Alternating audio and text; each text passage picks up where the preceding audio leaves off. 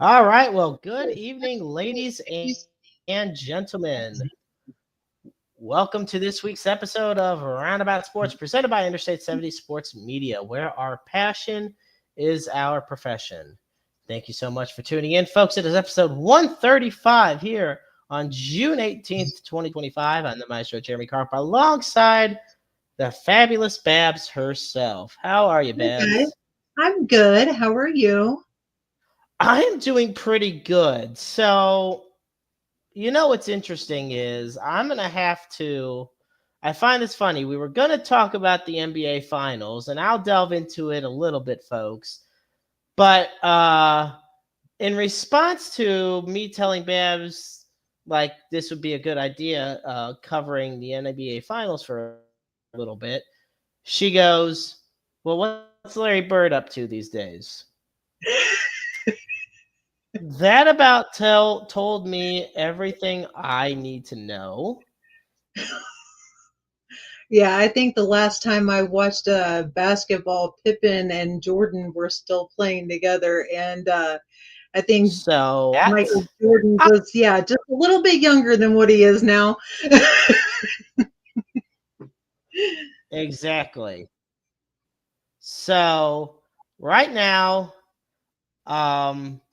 we take a look at the fact.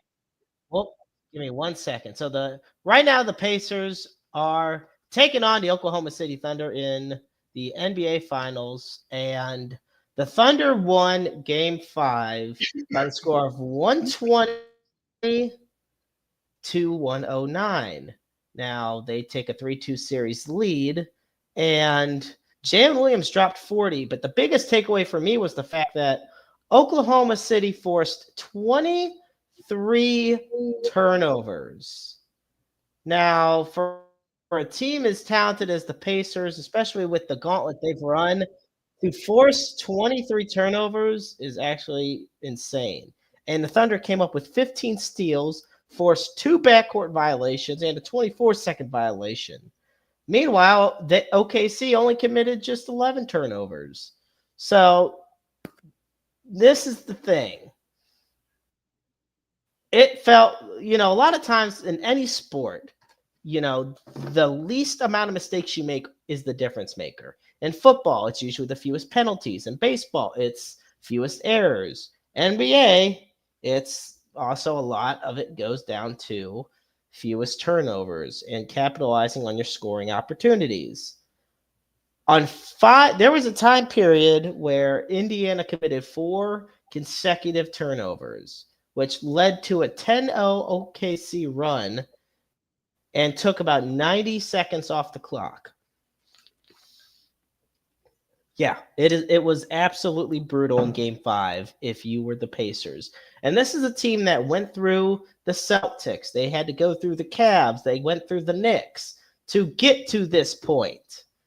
So for all this to happen was very shocking to me.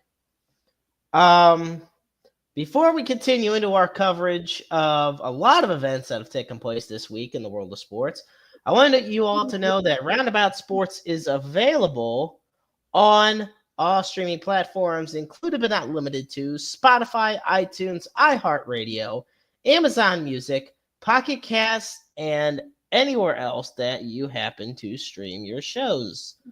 Also, let it be known that you can follow Interstate 70 Sports Media on X, on Facebook, and on our official YouTube channel. Roundabout Sports also has a Facebook channel as well.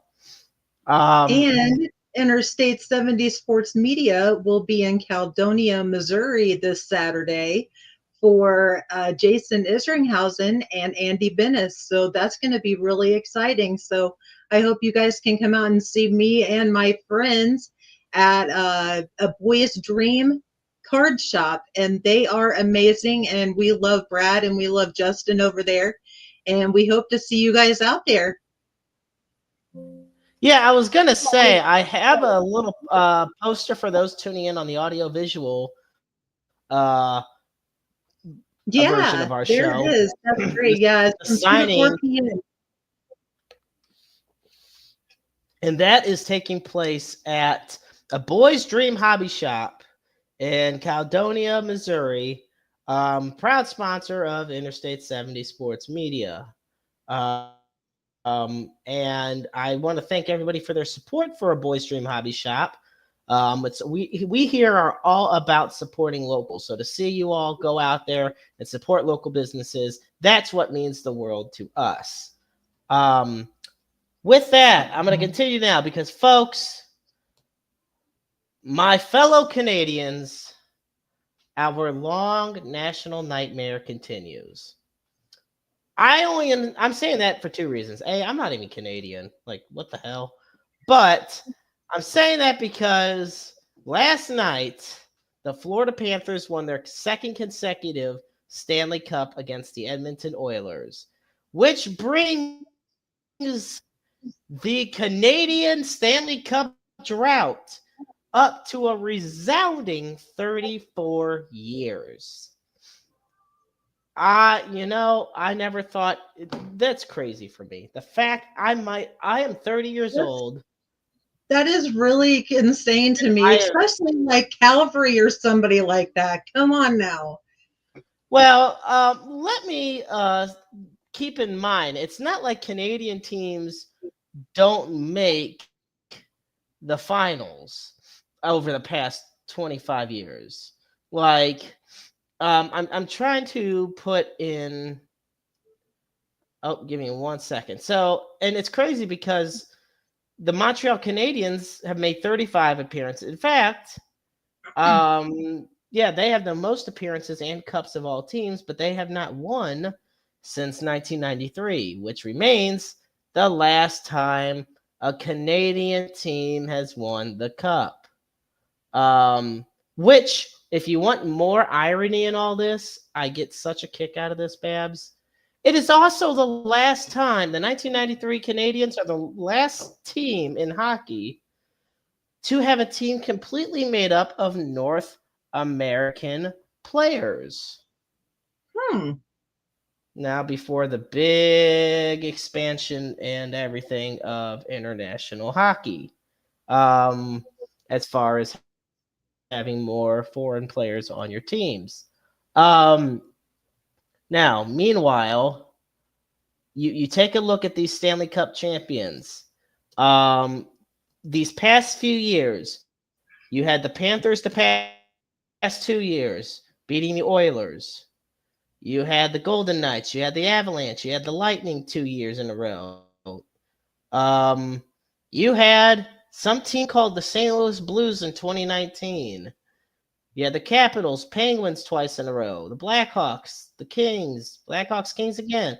Yeah, you see the recurring theme here. And what's funny is I look at the teams that they faced in this time.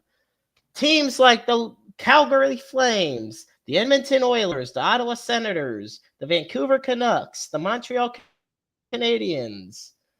Wow. That hurts me. That hurts me just thinking about it. Like, holy crap. Yeah, me too. That is just especially shocking because, I mean, that's what Canada is. Canada's nothing but hockey. And that's really, really shocking to me. Well, okay, that's not true. They're also free healthcare. Well, okay, and they've got wrestling too, because I guess they've got the Hart family. Exactly, you got the Hart family. So there's a few other things in Canada besides hockey. Oh, and they've got maple syrup too. Ooh, okay. Yep, you got me on that one. Fair enough.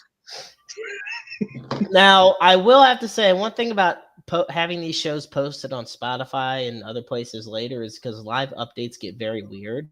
But I don't care. For those that do tune in live, and we have a lot of people tuning in live right now on social media, the St. Louis Cardinals are taking on the Chicago White. Oh, I'm sorry. Yesterday they took on the White Sox and they won 12-2, which improved the Cardinals to 38-35 and dropped the White Sox to 23-50. Now, if you think 23-50 is bad, well, folks, let us go to our renowned Colorado Rockies win tracker.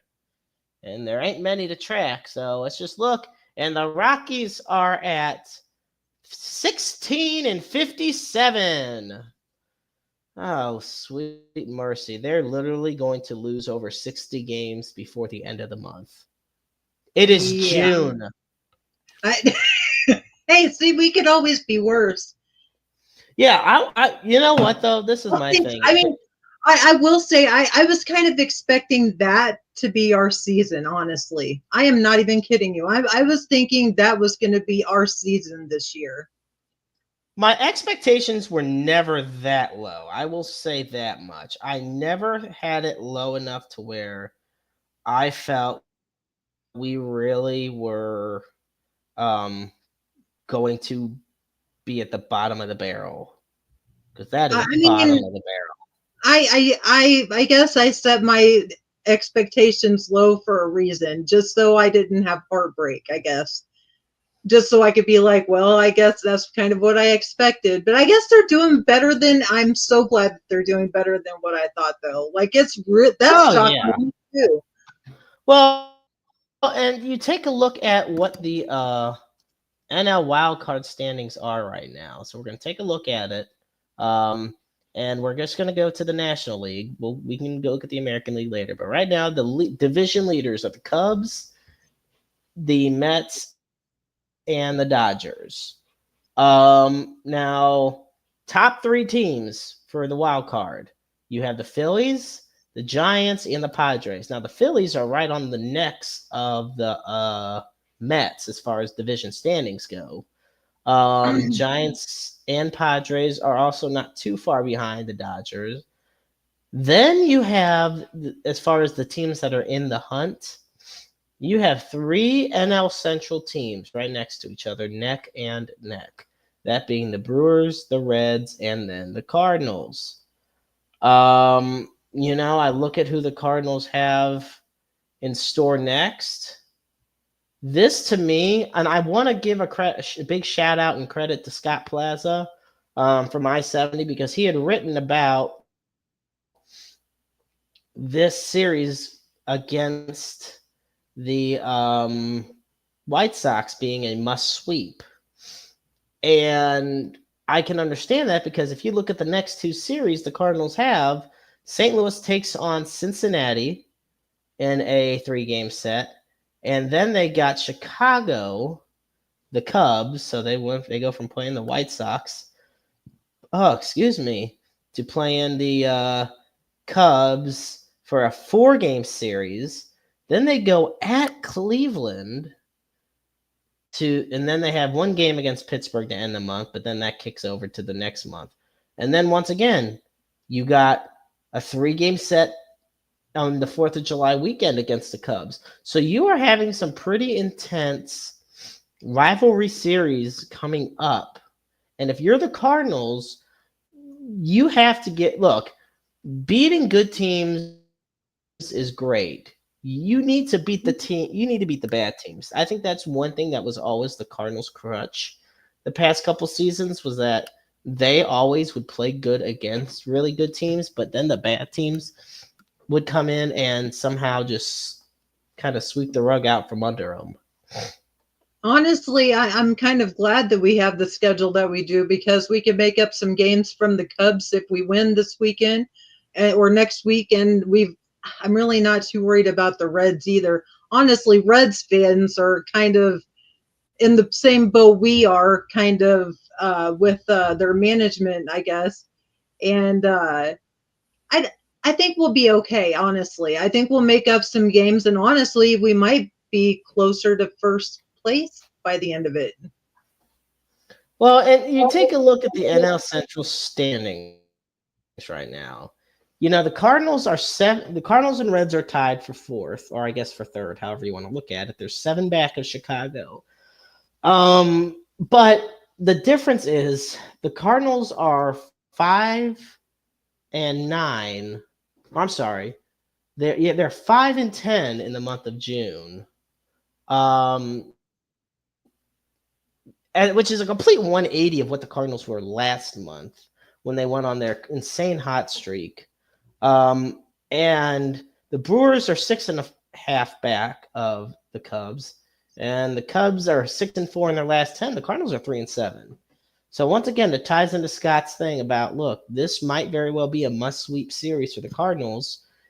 And look, you have your opinions on the Reds, but a division rival is a division rival. And if you're tied with them, Right. as we get closer and closer to the All-Star break, I mean, the margin for error is getting thinner if you're any team in baseball. But when you're the Cardinals, especially in times like this, the margin is extremely thin. So that leads into a question that kind of piggybacks from something you had asked last week. It could also kind of answer our question if there are going to be buyers or sellers at the deadline too, honestly. I really think it's how these next couple weeks play out. I think the Cardinals, people thought it was crazy for me to say this, but I had said that it's possible the Cardinals become buyers. Oh, I could I see it. definitely see them as buyers. I don't see them as sellers, especially now that they were having a over what's the word I used last week? Overachieving season, Yeah, so to speak. last week you said Yeah, the Cardinals are overachievers. yeah, they're overachievers. I mean, they really are, and they're. I mean, it's a good thing though. It's not really a bad thing. But No, it's not. And we're gonna put that question out there for all the fans that are tuning in.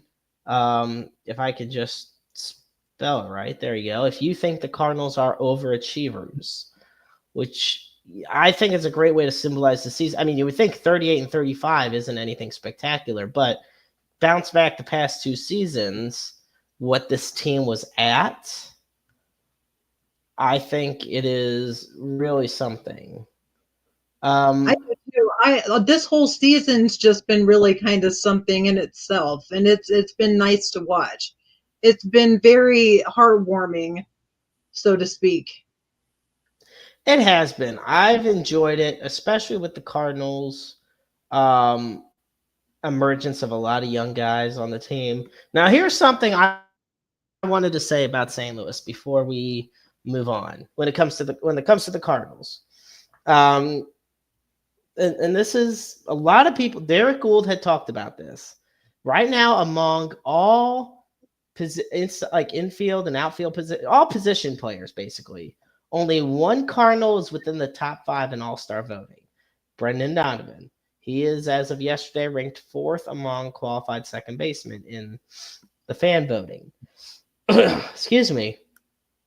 A lot of people are wondering, if he's the only All-Star or only player worthy of being an All-Star. I had 3 others. I had Mason Wynn. I had and keep in mind, just because I'm saying they're an all-star doesn't mean that they are a starter, like a Right. bona fide main starter. Donovan to me can be a starter Oh yeah, yeah. for the all-star team. But I think Mason Wynn, I think Ivan Herrera, and I'll be honest, if you want to talk about a reserve guy, you can kind of split between either Contreras and Arenado. Arenado's kind of having a bit of a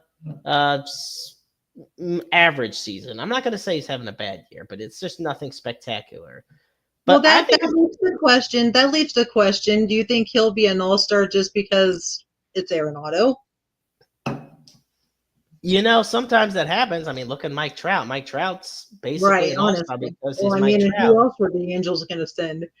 Exactly. I Exactly. I mean, mean, and honestly, I'm not trying to be mean, honestly, but who else are they no, going because to send? Mike Trout literally is leading the center fielders. Yeah, keep in mind, Mike Trout is hitting 228 with 11 home runs and 27 RBIs in 167 at bats. Now you can't tell me Mason Wynn. Now, and I had somebody tell me, I think it was Mason Wynn not being able to, not his stats not qualifying well enough. You can't I tell me a guy think hitting 256 above a guy in 234 at bats. Well, doesn't deserve to get in? honestly, if it's fan voted, of course Quinn's gonna win because he is, well, no pun intended, but I think the win will be in. I think it'll be Donovan. And honestly, I don't think it'll be Arenado. I think it'll be Contreras. If we had to pick. Yeah. Now, what's interesting is this. Okay, and I'm amazed that we talk about the trade deadline. We talk about all-stars. We talk about players on this team and what could happen about being buyers or sellers. Well, Zachary D. Reimer of Bleacher Report. I can't believe this is true. This is true. He says a top landing spot for Nolan Arenado, if he gets traded by the Cardinals and actually goes through with it this time, would be the Los Angeles Dodgers. Well, I kind of think that there were rumors swirling anyways before the season started that he wanted to be a Dodger because of a simple social media post that he had posted one time on his Instagram that just happened to have Kendrick Lamar's Dodger Blue playing in the background.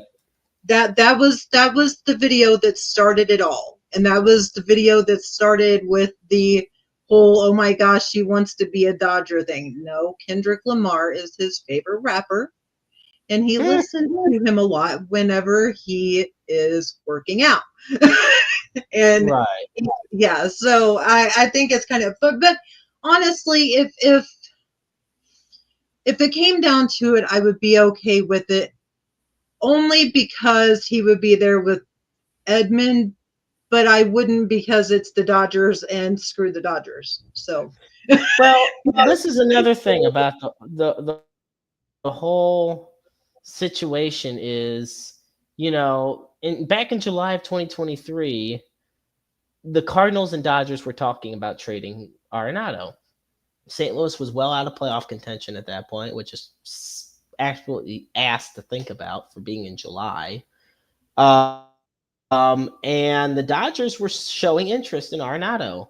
Now, Arenado obviously remained here, and no deal or even proposal ever materialized. And we already know that about, and Mozeliak made this clear last week, about how, yes, the Cardinals did finalize a trade to send Nolan Arenado to the Houston Astros. It was set. It was going to happen. We would have gone this season without Nolan Arenado. That is until he used his no trade clause to block the deal. Thank God. Now, people need to also, but this is my thing. I don't think he's staying in St. Louis past 2027. Maybe 20. No, because that's when his contract's up. And keep in mind, at this point, right now, Nolan Arenado's 34 years old.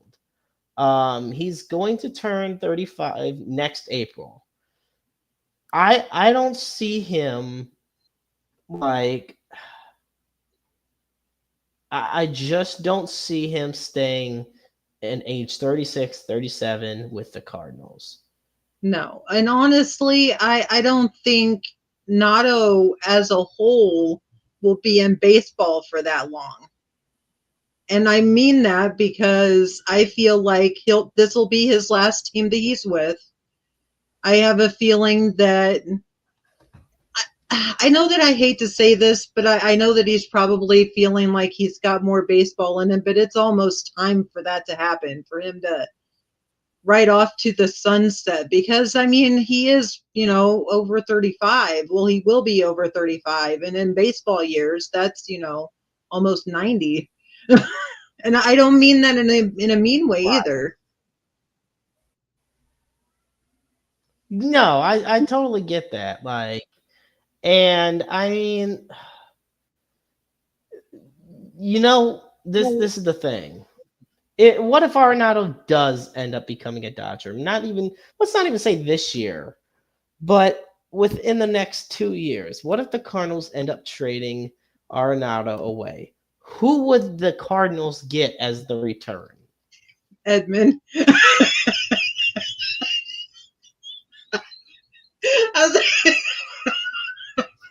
I'd be done. I would be so done.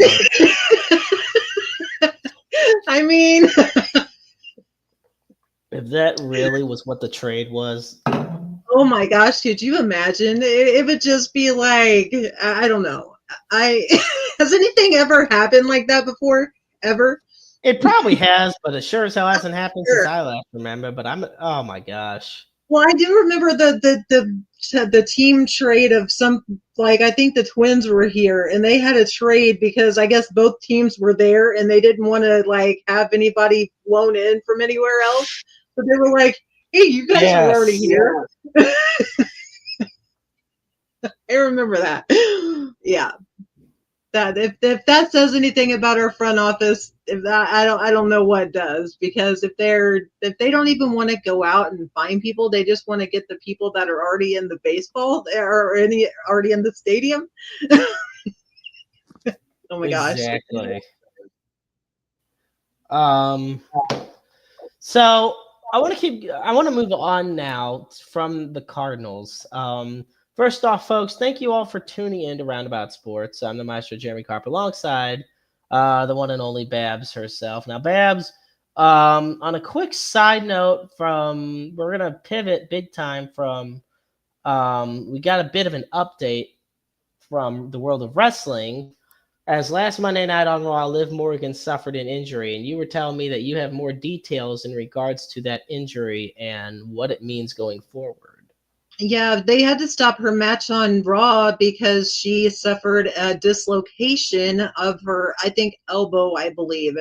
And she will be out for probably about 12 weeks from what the reports are saying, because that's typically the normal for a dislocation. So about 12 weeks, that'll be probably about the time of Survivor Series or SummerSlam. I don't know how long that would be, but that would probably put her for a return at SummerSlam. I was gonna say, Or 12 Crown weeks. Jewel, maybe. I I don't was know gonna which say one's 12 first. weeks. 12 weeks from today would be Wednesday, September 10th.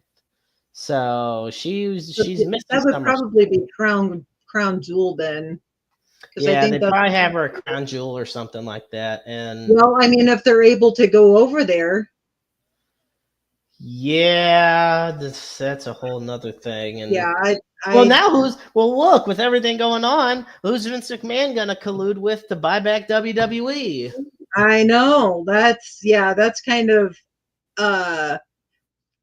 a what is a nail in the coffin, so to speak.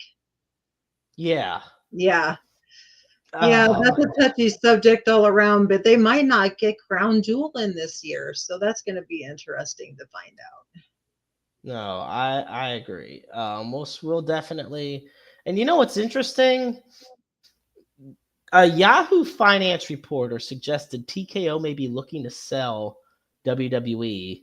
And he said this, and if I can remember, um, who the name of the reporter from? Excuse me, one second. Oh, okay, yeah, there we go. Because speculation has surfaced for a while about this, but the guy had asked about he was actually interviewing Tony Khan of all people, and Tony Khan was taken aback by the question, saying he never heard of it before, and people off stage were also confused about where the question came from. Now, this has led to a lot of speculation because this obviously means that they did not plan on having this question asked. A lot of interviewers and interviewees kind of go before, like we do with our Right. guests. Yeah. A lot of times beforehand, we just kind of say some of the stuff that'll be talked about. If there's anything they want to add, or we just it's kind of a standard operating thing. Yeah. But this question was out of the blue. Babs, what are your thoughts on this? Like, holy crap, wait a minute. Well, I mean, you guys heard my rant about TKO Sports and WWE last week. You heard that I was not happy with how commercial that they are making WWE because they are putting Slim Jim logos on the ladders, chairs, and everything underneath the ring. And, the Prime logos, which, that's fine because Logan Paul's a part of WWE, but whatever. But dude wipes and everything else. And it just feels like they're trying to sell products more than their own products themselves. And if they were to sell or TKO was able to sell WWE and they would stop that, I would totally be okay with that. And honestly, I know The Rock really doesn't have that much of a say so in all of this, but I think he has enough pull that he should know not to commercialize his own stuff. You know what I mean? Like, I know that he needs sponsors for his show, but my gosh, how many sponsors do you need? You almost look like you're a NASCAR car. I mean, I'm not being mean either. I'm just being honest. It's like the Hardee's, Burger King, Dairy Queen, Royal Rumble. Like, it's almost too much sometimes.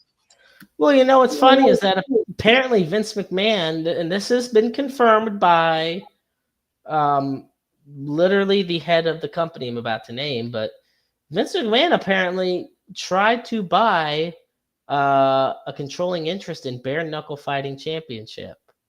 And the president and BKFC's founder, David Feldman, provided a statement saying it confirmed a meeting took place, but Feldman was not willing to give up that control to Vince McMahon.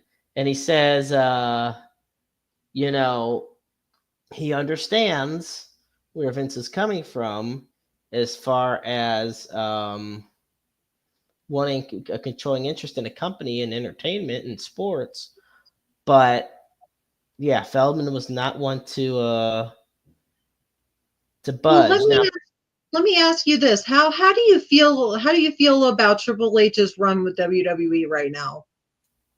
On a completely 100% honest basis about everything. How do you feel about his run with WWE right now? In some ways, it's I've loved it. In some ways, I have loved it. In other ways, I do feel like it could have been like better. And it's interesting because a lot of praise does go to Triple H. But people also need to look at some of the match producers that they have backstage, such as Molly Holly, Tyson Kidd, and Kenny Dykstra, Hurricane Helms. Like I think Bobby Roode is still working backstage. A lot of them working, but I think there are still plenty of creative decisions. Like, I'm sorry, the women's. I'm worried there's a big surplus of belts, and the women's tag team championships, I feel like keep going nowhere. Well, they really haven't since they came out, and everybody knew that they weren't. They knew that it was just another thing to give more championships to people. And I don't feel like more championships is the answer. I feel like they need honestly, I feel like they need to go back to how it was between 2017 and 2019. Remember when NXT was really awesome?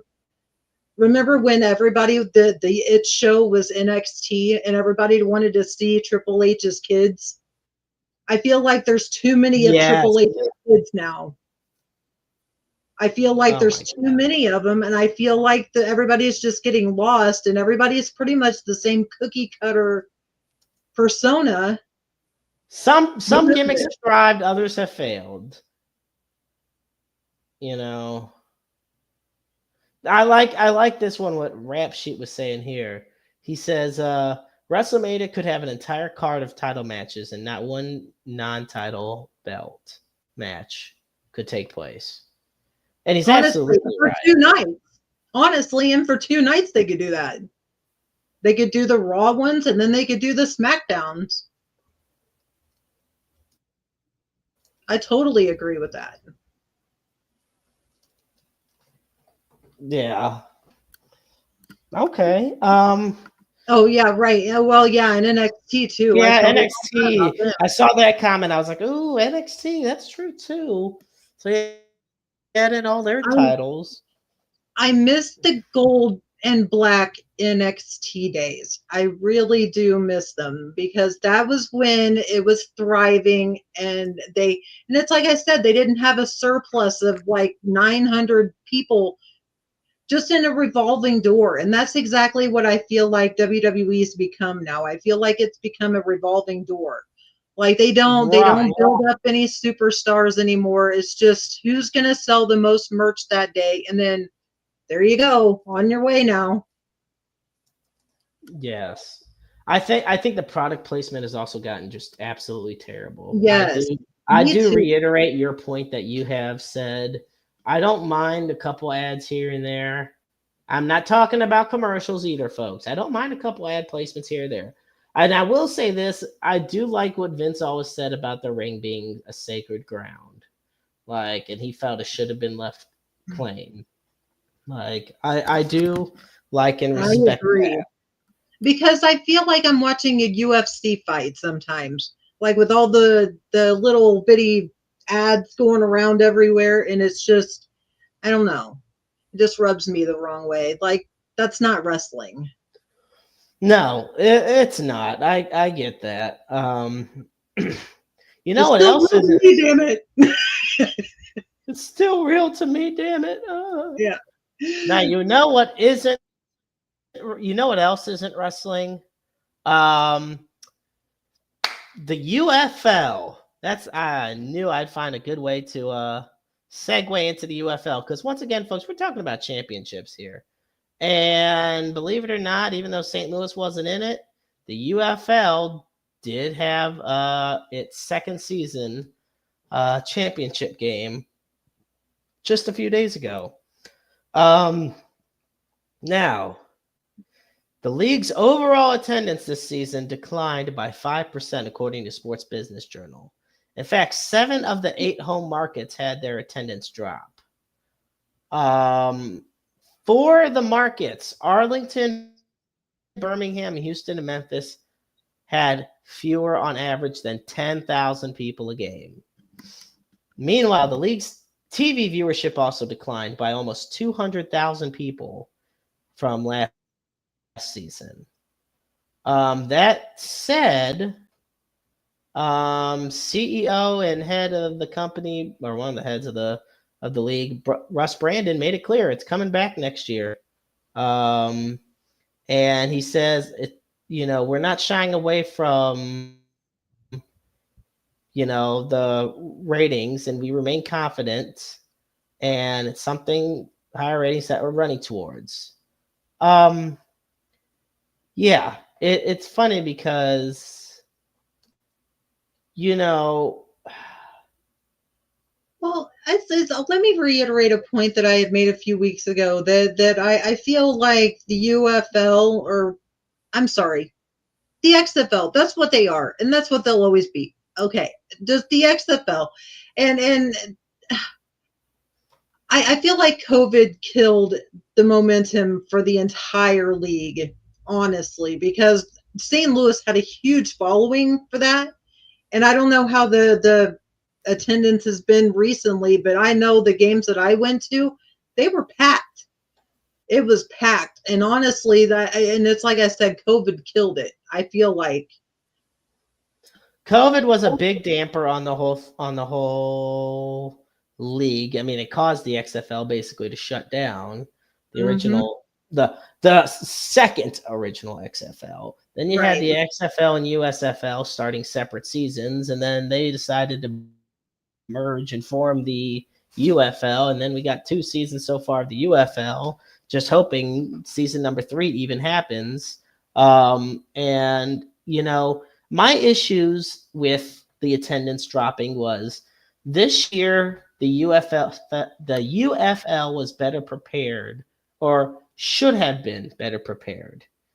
They had spent resources adding advertising and personnel in the home markets, and meanwhile, ratings continued to drop. St. Louis was once again the only thriving city when it came to attendance and TV ratings. And of course, last year's UFL Championship rating or viewership, 1.596 million viewers. That was last year's. This year's, between DC and Michigan, it was approximately 953,000, I think.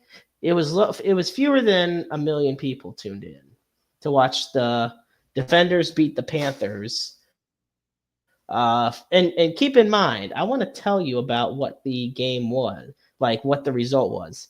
Yeah, the DC Defenders, who beat the Battlehawks, yeah, they beat the Panthers 58-34. The second quarter, they literally outscored Michigan 31-6. There was 14,000 fans in attendance. Well, I can already see a big problem of why it's probably not thriving. And the thing that I look at is in the NFL, you pretty much have your entire teams and you know who their quarterback is. Even if you don't watch football, you can pretty much name who everybody's quarterback is. And they don't have any star power. There's nobody to be excited about. It's a whole bunch of high school, almost, right out of high school, college kids that nobody knows, and nobody's excited for it. The only reason why I think St. Louis is excited is because they finally have football back again. Yeah. Because you need some sort of star power of some sort to sell your product, I would think. Yeah, you do need some sort of star power. I mean, and the UFL, I mean, it's amazing because meanwhile we got our good friend, the Good Doctor, tuning in. And I'm going to be honest. I was just thinking about you too, Jeremy. I was literally just thinking about you. Because I was thinking about your comments you had made last week about, TKO Sports and stuff like that.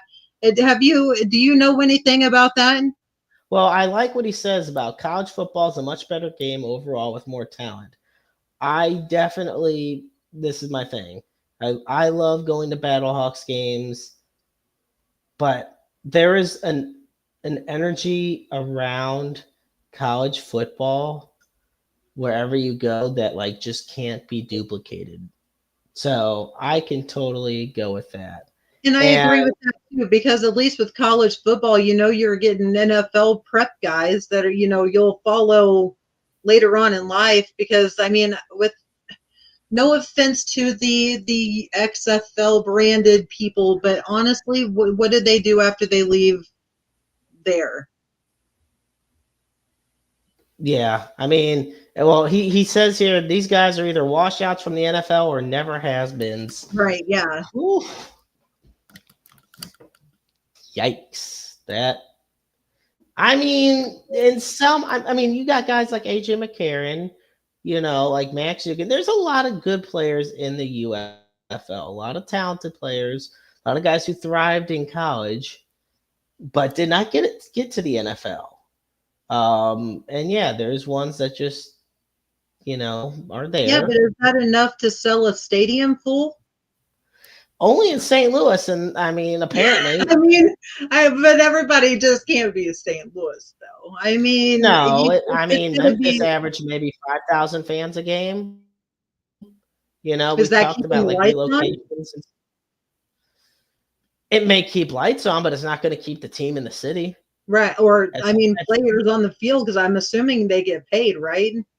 Yeah, you get paid a certain amount, but you Yeah. know, there's a thing to me. The thing of it is, when I look at the UFL and just how poorly it's ran from the higher ups, it doesn't surprise me, and they're in the situations they're in when it Well, I comes mean, they've to, got pretty much Danny Garcia running this, and she knows zero about football. yeah. And that's why I kind of agree with people that say that, people that need to coach or run stuff need to know the sport. And I feel like that's exactly what it is. Okay, Babs, I want your thoughts on this, though. This is something that the good doctor is asking, and I want your thoughts. He says, how can St. Louis justify giving 50 million plus to the dome when the homeless problem is out of control? Oh It's yeah, not like the Battlehawks make the city money. that's very true. And honestly, I totally know exactly what Jeremy's talking about because there is a camp, I think, right outside of the dome, and it is trashy and it looks awful. And I don't know. I feel like moving that would be better, and then try. I don't know. I do know exactly what he's talking about, though. I see Well, your point. this is what kind of drives me crazy about that whole thing. I mean, $50 million is a lot in the first place, but I don't think they're going to just need that 50 million. I literally can see the battle, or not the Battlehawks, the city of St. Louis having to spend over 150 million on just repairs for the dome. Because look, something is not always what it seems. Right. The dome, I'm not going to act like the dome's a shithole, because it's not. But it is not what it Well, should be. it's close though because you've got ceiling tiles falling in on people, and you've got what I don't even know what they're called, the little loop de loo things in the roof are Oh, coming yeah. out too. Yeah, and it needs a new sound system, honestly. It needs all of that. It needs new lighting for Well, they sure. just installed the new lighting this year, and they installed the new field, so that was a good start. But yeah, the Regional Convention and Sports Complex Authority. No, and Um, honestly, no, it couldn't. oh, all right, yeah. And for those wondering what Babs is saying, no to, it's the dome. Jeremy's statement: the dome couldn't hold an NFL team anymore. I'm gonna just say it. He's right on that. He is definitely right. The NFL, if St. Louis were given an NFL team for the 8th time, yeah, they could not have it at the dome. It's They just could build a not. new one out in St. Charles County somewhere. That would make everybody happy. We can't even get the Metro link I out know. here in Charles I County. know. How the hell are we gonna get an NFL team I out know. here? I know. I'm like, wait a minute. Oh my gosh. Well, Yeah, better chance. didn't they propose a new stadium for the Rams right before they left? Oh Like an Lord. open air one? That is bringing back way too much trauma. That I'm is sorry. I'm no, sorry. no, it's I'm so fine. You got sorry. to rip it off like a band-aid. But I'm yes, sorry. they had proposed. They had this whole thing built. They had, well, not built, but like the proposal was built. Everything was ready to roll. And then what ends up happening? Yeah, Kroenke says, "Screw all of you." Um, Yeah, I agree with that too, Jeremy. oh, and then he says people would be happy if they built it anywhere but the city. Yeah.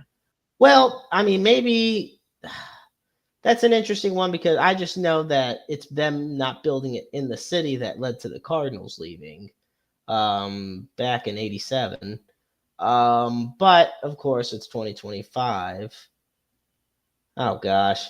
Now, Rap Sheet says St. Louis could host WrestleMania in the Dome. It's pretty big enough.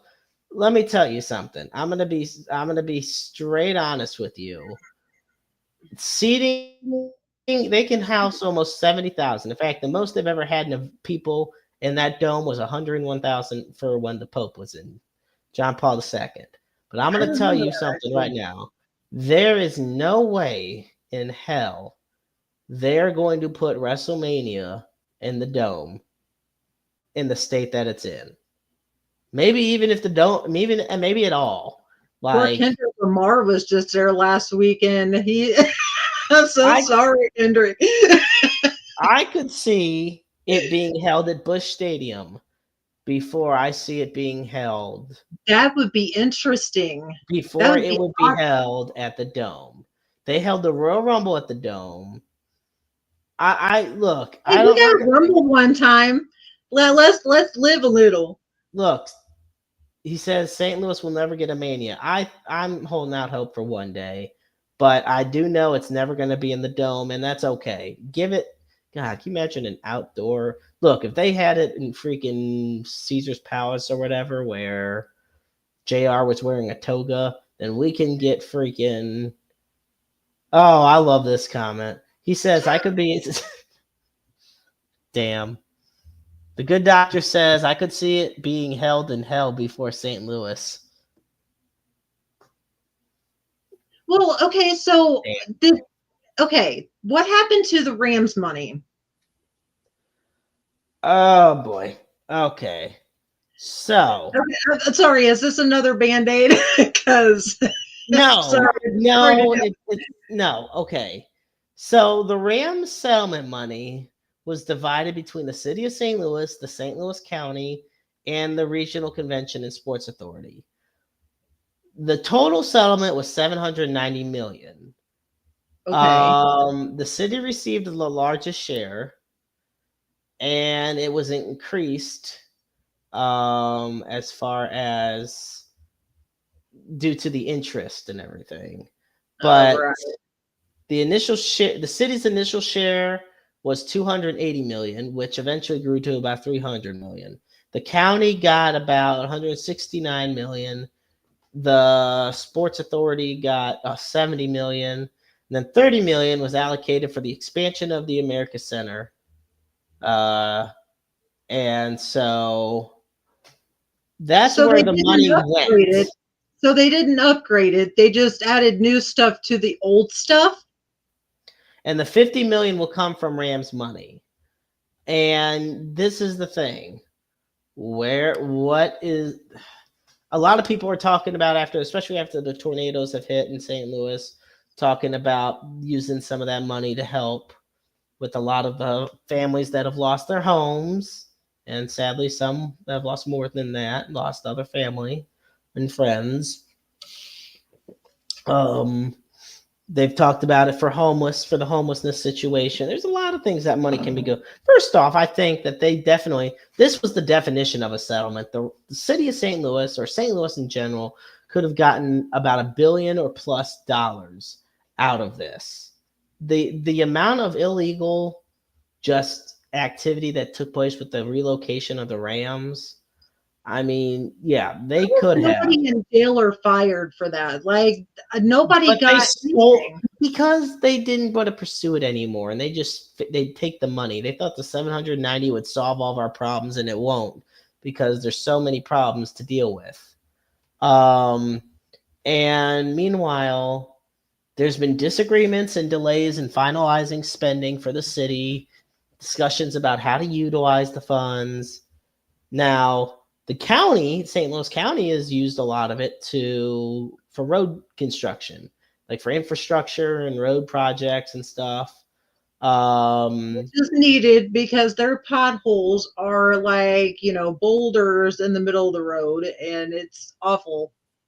Yes, and I agree with that too, Jeremy. Oh yeah. Yeah, I see that statement too. He has it's just a lot. And I do think that my biggest concern in all this is that they will squander $790 million. And if you're going to squander that much money, I mean, that is an absolute load of horse crap Right. because you could solve so many problems with that money. You're not going to solve all the problems, but you can solve a lot, especially with infrastructure. But, once again, a $50 million upgrade for the dome might turn into almost $200 million. And there you go. You've already Well, shut out I'm because sure this it's is going to, because once they start pulling out the old stuff, they're probably going to find more problems. I'm sure of it. well, this is how a lot of the proposed budget accolations have gone. They say you could have almost 900,000 for food service upgrades, almost 7.5 million for mechanical infrastructure, almost over 8 million for elevators and escalator construction and revampments, and 37.5 million for technology and media enhancements. And that's just some of, I mean, and that's, just with that initial 50 million that would be used. I don't know. I feel like there should be more put into the dome, just because that's where the Rams came from. You know, the problem was in the agreement. To me, it all started when the agreement was about keeping the dome in the top percentile of stadiums. And then once Jerry's World was built down in Dallas or in Arlington, whatever you want to say, that was the beginning of the end. It was Yeah. because then every stadium, every team wanted to have a stadium like theirs, and eventually the dome was just passe, which sucked because the dome wasn't even that old. It's It's not still like really not even that old. no, the dome is not that old. Like the dome was built literally. 2001. No, the dome was built in 1995, Oh, okay. so it's 30 years old.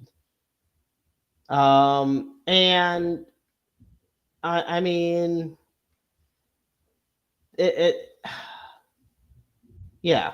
And what's interesting is that I'm trying to figure out the construction cost equivalent. It was $280 million back then, which is now 578 million. So wrap your head around that one. My gosh.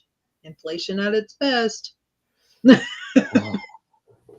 Yep, and it's already had 3 renovations done in 2009, 2010, and 2024. Um, so it is almost, yeah, it's it's insane. We'll see how the city does with this. But on the same breath, it's only 30 years old, but it looks like it's 60 inside, honestly. Yeah, but a lot of that has to do with just how you originally build it, and Mm-hmm. that's where the problem comes in. Mm-hmm. Um, but folks, we're gonna wrap it up this week for Roundabout Sports. And Baz, before I do my usual spiel to end our show, why don't you talk a little bit more about the upcoming signing this weekend and about our dear friends at A Boy's Dream Hobby Shop? Yeah, Boys Dream Hobby Shop in Caledonia, Missouri. Will be down there on Saturday I'll be there probably about 1 o'clock, between 1 and 4. And Jason Isringhausen and Andy Bennis will be there. So that's very exciting. And we hope you come down and say hi to us. So we will see you then, guys, and have a great week. And we will see you next time. Absolutely. And folks, as always, be sure to find Roundabout Sports on Spotify, iTunes, iHeartRadio, Amazon Music, Pocket Casts, and anywhere else you can stream your podcast. Be sure to follow us at I-70 Sports Media on Facebook, X, and YouTube. And Roundabout Sports is on Facebook as well. As always, we put up the NAMI helpline to close our show. For that, you dial 1-800-950-NAMI, 1-800-950-NAMI. The National Alliance on Mental Illness is the nation's largest grassroots mental health organization dedicated to building better lives for those who struggle.